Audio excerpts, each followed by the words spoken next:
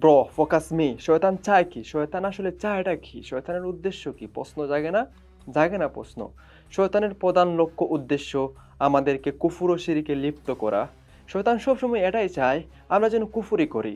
সেই অনুতাপে সে তার পদক্ষেপ গ্রহণ করে সবসময় আমাদের সাথে লেগেই থাকে কিভাবে কুফর ও শিরকে লিপ্ত করানো যায়।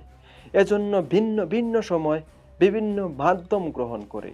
শয়তান কাউকে দিয়ে সরাসরি কুফরি করায়, আর কাউকে দিয়ে ঘুরিয়ে ফিরিয়ে কুফরি করায়।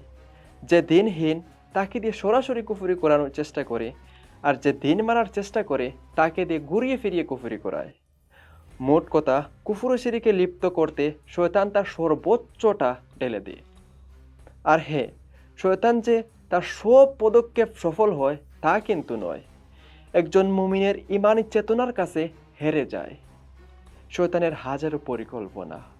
ভেঙে যায় বনি আদমকে ভ্রষ্ট করার সকল স্বপ্ন।